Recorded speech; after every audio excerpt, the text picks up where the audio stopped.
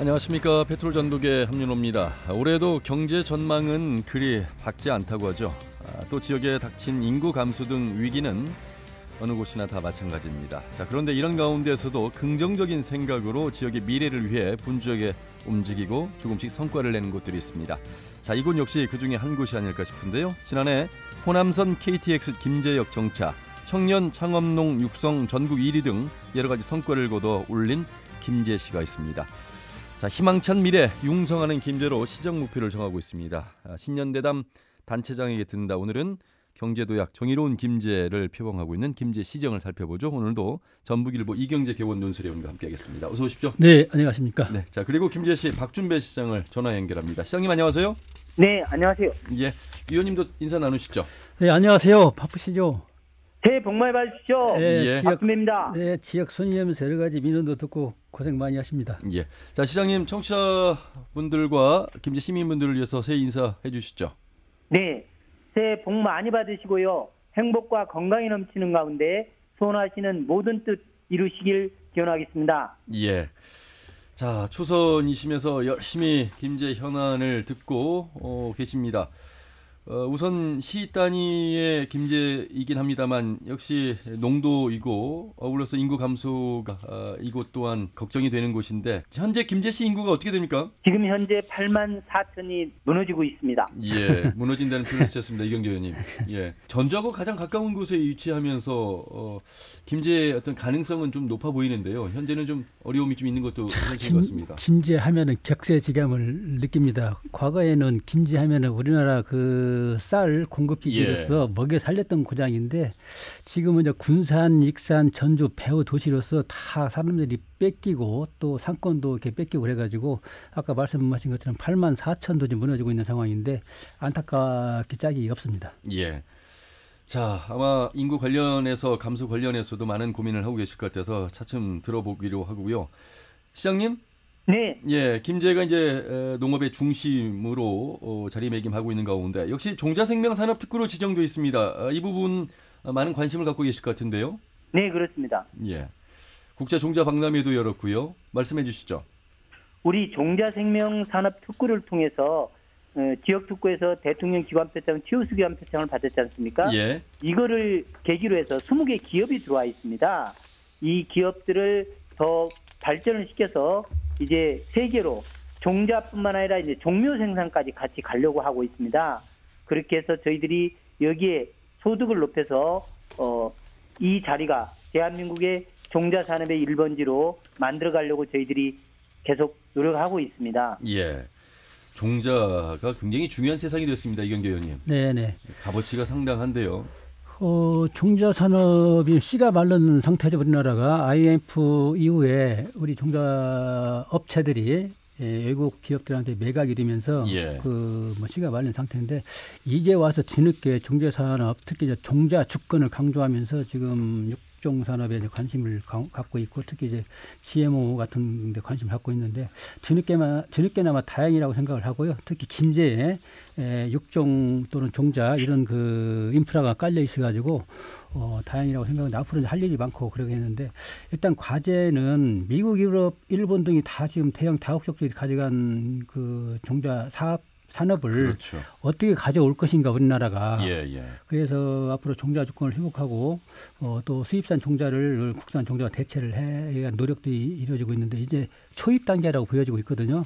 그나마 김제에서 이제 그런 기초가 쌓여지고 있기 때문에 김제는 물론이고 또 전라북도와 정부 차원에서 파격적이고 획기적인 지원을 통해서 인프라 구축에 나섰으면 하는 그런 바람이 있습니다. 예.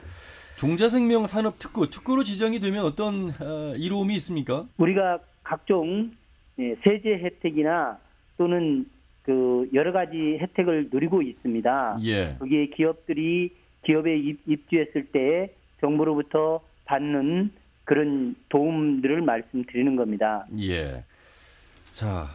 김제의 종자생명산업특구 이야기를 좀 들어봤고요.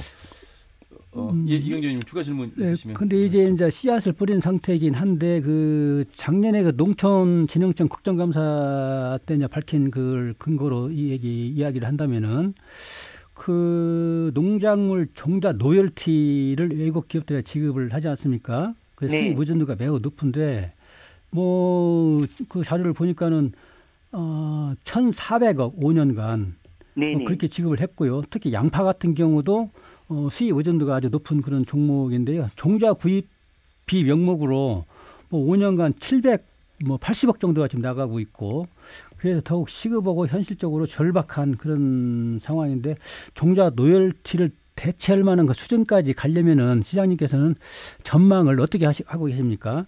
지금 예를 들면요. 예. 그동안에 딸기 로열티를 다 줬습니다. 예. 그런데 우리 딸기가 당초는 일본 딸기가 많이 좋았었는데 예. 이제는 우리 딸기 종자로서 94%가 이 세계 시장에 나아가고 있습니다. 그러듯이 우리가 종자를 개발해서 세계 시장으로 나아갈 수 있는 그런 종자 수준까지 개발을 해야 한다는 거죠. 예. 그래서 이제 그런 부분, 그러니까 딸기를 이미 그렇게 올렸기 때문에 앞으로 파프리카 이런 우리 특작물부터 차츰 높여가는 거죠. 예. 그리고 토종 종자를 더욱 특화시키고요. 하여튼 뭐 종자 산업은 농업의 반도체라고들 하지 않습니까? 예. 그래서 뒤늦게나마 종자 산업의 중요성을 깨닫고 또 인프라 까는데 지금 심의를 쏟고 있는데, 일단 아까 말씀드린 것처럼 좀 획기적 파격적인 지원이 있었으면 좋겠습니다. 예. 자, 시장님 도청에서 이제 마지막 근무를 하실 때 그 자리가, 그 직함이 이제 새만금 관련된 일을 하시다가 마무리하셨고 이제 시장으로 자리를 옮기셨습니다. 그래서 아마 취임하실 때 새만금 시장이다 이런 말씀들을 많이 하시는데 아직도 그렇게 생각하십니까? 예, 새만금에 대해서는 제가 어느 다른 옆 시군보다도 예. 더 앞장서 일을 해야 되겠다라고 각오를 다지면서 일을 하고 있습니다. 예, 군산, 김제, 부안 3개의 지자체 속에서 김제는 새만금과 관련해서 항상 그 아쉬움이 남는 말씀들을 많이 하셔서요. 네, 그렇습니다. 김제와 새만금을 좀 연결해서 하고 계신 사업을 좀 들어보도록 하겠습니다. 그동안에 부안에는 부안 관광단지 300만 평, 군산 쪽에는 새만금 산업단지 567만 평이 개발해 두고 있었습니다만 예. 김제는 농산물 위주의 새만금 개발이 되고 있었습니다. 근데 이거를 거기에 저희들이 제가 취임하면서 공약으로 새만금 복합용지 100만 평을 건의를 했고요. 거기에서 지금 한 75만 평 정도는 저희들이 새만금 개발청에서 같이 얘기를 해서 거기에 재생에너지 부품 산업단지, 예. 또 첨단 물류 산업단지, 또 항공 부품 산업, 즉 지금 비행기로 가다가 자동차로 가는 플라잉카 시대가 앞으로 돌아야 하지 않습니까? 예, 예. 그래서 그런 분야를 유치를 하려고 저희들이 준비를 하고 있습니다. 예. 자, 뭐 KBS 전주 종국 특집에 새만금 표류기 시즌 3에도 출연을 하셔서 시장님 새만금에 관련된 말씀들 많이 하셨고 어느 정도 더 인지도도 좀 많이 올라갔으리라는 생각도 듭니다. 네네, 감사합니다. 예, 새만금 신앙에 관련돼서요. 지난해 네네. 말에 이제 환경영향평가 주민설명회가 열리지 않았습니까? 네, 그렇습니다. 김제하고 이 새만금 신앙과 관련해서 어떤 연관성이 있고 어떤 대목에서 좀 목소리를 내고 싶으신지요? 저희들이 새만금 올 11월이면 새만금 신항에서 동서고속도로가 완공이 되면 예. 이제 육로에서 서울에서 오면 가장 가까운 곳이 김제역을 통해서 KTX 내려서 새만금 신항으로 가는 코스가 가장 가깝습니다. 예. 그래서 이제 교통 물류에 새만금을 포함한 서해안 교통 물류의 중심지로 떠오르기 때문에 저희들이 새만금 신항 배후 도시로서 충분한 역할을 해야 된다 해서 저희들이 새만금 해양 정책과를 만들어서 거기에 항만 담당을 두고 준비를 하고 있습니다. 예. 김제는 이제 새만금과 관련해서 혹시 바다와 인접한 곳이 있습니까? 그 항이 있습니까? 지금 어항은 당초 심포 어항이 있던 게 없어졌지 않습니까? 그렇죠. 예. 그래서 이제 어항을 새만금 신항에 거기 연접해서 어항을 만드는 것으로 저희들이 지금 건의를 하고 있습니다. 예. 자, 이경재 의원님. 네. 예, 새만금 관련해서 하실 말씀 좀 많으실 것 같아서요. 그러면 어항을 새만금 신항에 연접해서 개발을 한다고 한다면 그 방수제를 통해서 이쪽 심포 쪽은 연결이 되는 겁니까? 심포 쪽이 아니라 지금 현재 새만금 신항 옆에 바로 옆에 지금 이선석이 지금 가운데 만들어지지 않습니까? 예, 예. 그 부두 옆에 어항을 굴을 하나 만드는 겁니다. 예. 과거에 그 소송을 통해서 새만금 방조제 구간 영역이 있었는데 그때 좀 얻어진 그런 게 있는 그걸 예, 활용한다, 그렇습니다. 거기 활용한다는 얘기군요. 2호 방조제 쪽에. 네, 네, 알겠습니다. 예. 그 또 하나 지금 해수 유통 문제가 지금 남아 있는데요. 네네. 뭐 환경단체는 뭐 다 아시는 것처럼 해수 유통이 해수 순환만이 해결 책이다 이제 그러는데 그 김제 씨의 입장은 어떤 것이 좀 궁금하기도 하고 또 해수 유통은 지금 올해 2020년도에 목표 수질이 도시용지 같은 경우는 3급수 또 농업용지는 4급수가 미달되면 해수 유통을 한 걸로 이제 정부 그렇죠. 방침도 그랬지 않습니까? 예, 예. 근데 올해가 벌써 다가왔고 올해 아마 가을철 되면 이 목표 수질이면 등급이 나올 텐데 이에 대한 생각은 어떠십니까? 이제 우리 이경재 편집위원님께서 잘 아시다시피, 예. 논소령님께 잘 아시다시피 새만금 호수는 당초에는 4등급도 안 된다고 해서 방조제를 못 맡겼지 않습니까? 환경부하고 환경단체에서. 근데 이제 마지막 2010년도 11년도에 가운데 도심 용지를 3등급으로 올렸는데 그 3등급은 도시 용지라고서 했는데 이게 상수원을 할 수 있는 그 등급입니다. 예. 그래서 그 문제는 아마 다시 검토를 해야 맞지 않느냐. 왜 상수원으로 사용하는 게 아니고 거기는 관광용수 정도면 되기 때문에 물관리정책기본법에 물의 사용 목적에 따라서 등급을 정하도록 돼 있는데 예. 이건 너무 3등급으로 돼 있다. 상수원이 아니라 상수원 등급으로 돼 있기 때문에 이거는 논의를 다시 해야 되지 않냐. 저는 그런 생각을 하고 있습니다. 지금 그럼에도 불구하고 예. 지금 전체 새만금의 수질 자체가 지금 한 5급수 정도밖에 되지 않습니까? 그리고 5급수 또는 그 예. 이하로 떨어져 있는데 예. 물론 이제 전라북도 같은 경우에는 입장이 지금 현재 공사를 하고 있기 때문에 방수제 공사를 하고 있단 말이죠. 그래서 네. 저 여러 가지 이제 중장비랄지 또 토목 공사가 진행이 되고 있기 때문에 자연히 지금 뭐 수질을 나쁠 수밖에 없다. 그래서 이 방수제 공사가 끝나면은 목표 수질도 상당히 달성할 수 있을 것 같다. 이렇게 희망적인 전망을 내놓고 있긴 한데 일단은 뭐 가을철 10월달 정도 가봐야 알겠고요. 마지막 해인 올해 와서 그 조정을 하려고 하는데 그게 가능하겠냐 이 문제가 지금 남아 있는 것 같습니다. 아마 토론을 할 겁니다. 종합적인 검토를 어떻게 할 거냐. 예. 네. 그러면 목표 수질에 맞는 어떻게 할 거냐. 목표 수질 법대로 목표 수질에 맞게 조정을 해야 되는 거 아니냐라고 저는 의견을 제시하려고 하고 있습니다. 예, 알겠습니다. 자, 김제하면 역시 또 벽골제를 중심으로 한 지평선 축제가 우리나라를 넘어서 이제 세계적인 축제로 발돋움하고 있습니다. 축제 기간도 상당히 늘렸습니다. 방문하는 관광객도 그만큼 늘었다는 얘기가 될 텐데요. 예. 작년에 법 개정 사항이 글로벌 축제로 가려면 이게 적어도 10일 두째의 휴일이 낀 예. 10일 이상이 되어야 된다 해서 저희들이 불가불하게 10일간을 치렀습니다. 그런데 이 법이 다시 개정이 됐습니다. 그래서 이제 이게 이런 조항이 없어졌기 때문에 저희들이 글로벌 축제라는 조항도 없어지고 그래서 이제 거기에 맞게 지금 10일간 해서 이미 빅데이터 분석에서 50만 이상 시에 우리 도내 다른 지역은 10만 내외의 빅데이터를 가지고 있지만 저희는 50만 이상의 빅데이터로 받았지만 더 발전적으로 또 우리 여기에 참여는 농가들이 많이 있기 때문에 예. 같이 해서 한 5일 정도로 10월 7일부터 11일까지 할까 지금 그렇게 논의 중에 있습니다. 예. 자, 지평선 축제에 뭐 많은 분들이 함께 하시고 또 많은 관심을 가지고 있어서 글로벌 축제로 가는 데는 큰 어려움은 없겠습니다. 아울러서 또 긍정적으로 바라본다면 역시 KTX가 이제 김제에도 정차를 합니다. 하루에 4번 정차하죠?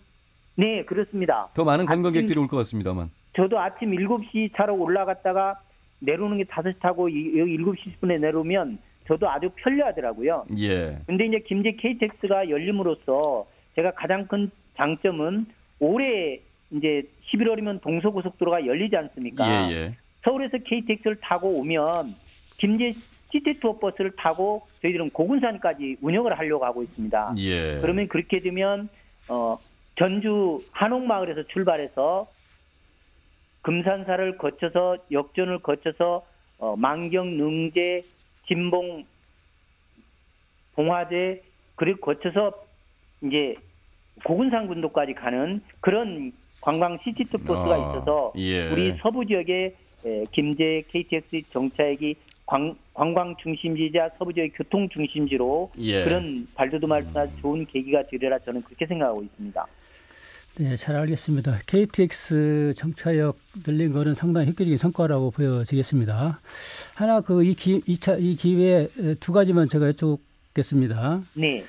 우선 하나는 민선 시대가 되면서 다른 기초자치단체들이 획기적인 변화, 그걸 모색을 많이 하고 시가지랄지 뭐 여러 가지 변화가 많이 있지 않습니까? 그런데 김제 도심 시가지는 옛날이나 지금이나 똑같이 정체되어 있던 그런 모습이거든요. 그래서 도시재생 뭐 예산도 있고 그러니까 뭔가 좀 깔끔하게 경관, 뭐 도로 정비, 간판, 또 인도, 도로 이런 것들을 좀 깔끔하게 정비했으면 하는 그런 생각이 욕심이 좀 들고요. 네네. 네, 또 하나는 시민체육공원 잘 아시는 것처럼 조형물과 관련된 건데요. 그 용의 조형물이 뭐 기괴하고 좀 혐오스럽다 이런 얘기가 있어가지고 작년부터 계속 논란이 돼 왔단 말이죠. 그리고 시에서는 뭐 여론조사 해보겠다 해서 수용을 좀 하는 그런 적인데 일단은 그 작품성에서 이게 과연 작품성이 있는 건지 또는 일부에서 우려하는 것처럼 이건 익산의 어느 마을 모작이다, 따온 거다. 그냥 폄훼를 하고 있는데 그 두 가지에 대해서 좀 궁금해서 여쭙습니다. 이제 용에 관련된 거는 어떻든 시민들의 의견을 따라야 되기 때문에 시민들의 다수 의사가 어떻게 되는지 그래서 의회에서 여론 재조사를 의뢰를 해서 그런 방향으로 지금 나아가려고 하고 있습니다. 예. 그리고 이제 시내 경관을 조성하는 문제는 우리 이경재 논소련님께서 잘 아시다시피 김제가 지금 그 자꾸 줄어드는 소멸고 위험 지역으로 가고 있지 않습니까? 그거를 경관 계획에서 어떤 건물 지어라 이렇게 지어라 자꾸 규제를 하다 보면 이게 또 더 경제가 어려워지기 때문에 아주 큰 방향에서 경관 계획도 하고 모든 세세한 거는 그래도 좀 어느 정도 왜냐하면 경관 계획은 10만 이하의 인구는 정하도록 의무적으로 돼 있지 않습니다. 이제 그런 면이 있기 때문에 저희들이 경제를 살려가면서 방금 논소령께서 말씀하신 방향도 맞춰 나가려고 그렇게 생각하고 있습니다. 예. 자, 민선 7기 지표가 경제 도약 정의로운 김제입니다. 자, 이 경제가 도약하기 위해서 이제 국가 예산을 확보하는 데 많은 심혈을 기울이셨고 역대 최대 국가 예산 8천억을 넘어섰습니다. 네네. 저희들이 지난해보다도 15% 넘은 8,052억 원을 국가 예산을 확보했습니다. 그래서 올해는 더 많이 확보하기 위해서 이미 2021년 국가 예산 확보 1차 회의도 했고요. 예. 또 더 많이 확보하도록 발로 뛰는 그런 중앙에 노력하는 그런 시장이 되도록 노력하겠습니다. 예. 예산 확보 속의 여러 내용들을 보면 새만금 특별관리지역 지정을 위한 타당성 조사 용역비도 확보하게 됐습니다. 네. 그 용지 저희들이 김제 좀 어려운 지역 중에 하나가 용지의 축산 단지로서 냄새가 많이 나서 혁신도시에 그 어려움을 보내고 있는 지역도 김제가 한 곳이지 않습니까? 그래서 이제 그곳을 새만금 특별관리지역으로 지정을 해서 가급적 정착민들의 팔려고 하는 연세 드신 분들은 그 축사를 팔려고 하고 있습니다. 그래서 사들여서 일단 거기에 정원으로 조성을 하고 숲으로 조성을 하고 그렇게 하면서 점진적으로 바꿔가려고 또 그렇게 하다 보면 오염수도 깨끗해져서 일석이조 효과를 거둘 것 같아서 그런 방향으로 타당성 조사 용역비가 확보됐기 때문에 저희들이 올해 그 길을 만들어 가야 됩니다. 예. 자, 시장님 아무래도 뭐 농업의 중심 속에서 이 스마트팜에 이제 지정이 돼서 조성 사업으로 가고 있는데 혁신밸리요. 그 뭐 반대 여론도 있습니다. 관련해서 현재 어느 정도까지 사업이 지금 진행 중에 있는지 좀 말씀 드려보죠.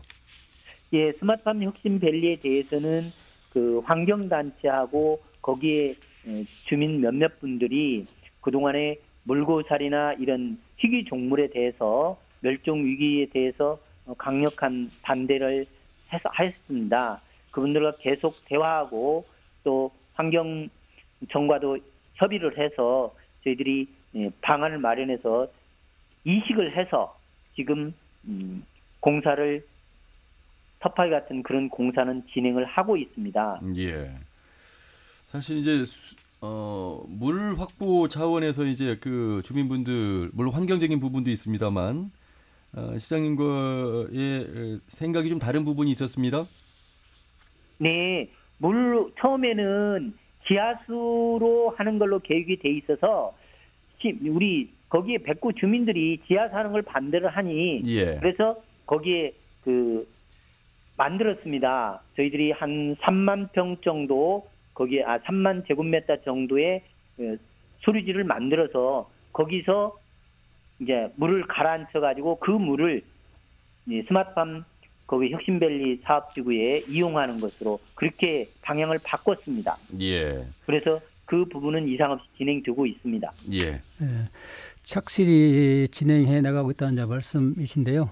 일부 그 농민단체들의 주장을 따르면은 네. 그 스마트팜 혁신밸리가 나중에는 결국은 대기업들한테 다 넘어가고 대기업 잔치가 될 수밖에 없지 않느냐 이런 우려를 많이 전달을 했거든요.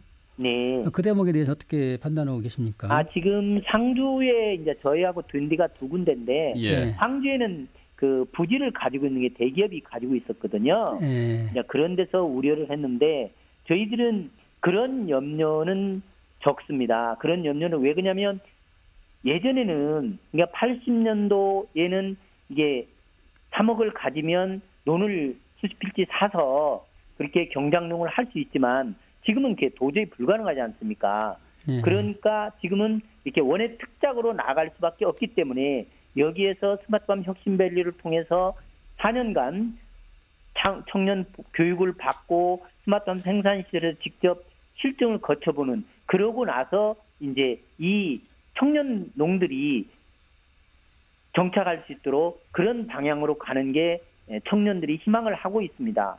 또 이런 대세가 네덜란드나 선진국 농업에서 많이 되어 있기 때문에 우리나라 기존에 있는 경작농 하고 이 스마트팜 혁신밸리에서 나오는 그 농업 이 두 가지가 복합적으로 가야 된다. 그런 생각을 하고 있습니다. 예. 자, 아울러서 이제 지역 발전의 최우선은 무엇보다 일자리일 텐데 김재 씨가 추진 중인 일자리 정책은 어떤 것이 있을까요? 일자리 정책 중에서 저희들이 시장이 기업이 오면 일괄 처리를 해서 기업 유치를 적극적으로 하는 건 일반화되어 있지만 특별히 우리 김제에 기업의 김제 청년들이 취업을 하면 매달 30만 원씩 2년간 지원하는 것을 앞으로 5년으로 늘리려고 건의를 하고 있습니다. 그래서 김제 청년들이 정착할 수 있도록 또 김제 청년들이 정착할 수 있도록 임대 아파트나 또 청년 창업을 하면 지금 작년에도 14개 문 닫힌 점포가 새로운 창업을 했어요. 청년들이. 예. 그래서 이런 청년 창업들을 지원하고 청년 창업뿐만 아니라 청년모를 만들어서 그 청년모를 같이 번창하는 그런 계획도 하고 또 청년들에게 주택 수당도 줘서 하여간 김제에 사는 청년들이 그동안에는 2009년에서 19년까지 보면 매년 한 600여 명씩 빠져나갔습니다. 근데 이거를 빠져나가지 않고 김제에서 정착하고 김제 기업에 취업하고 김제에서 창업할 수 있는 그런 방향으로 정책을 바꿔나가고 있습니다. 예. 이경재 의원님. 예.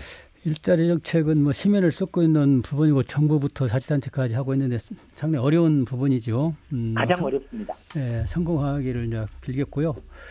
또 하나 좀 생소한 게 자치단체에서 공무원 시험 준비단을 운영하는 게 맞는지 또 김재 씨가 또 유독 공무원 시험 준비단 운영하고 있지 않습니까?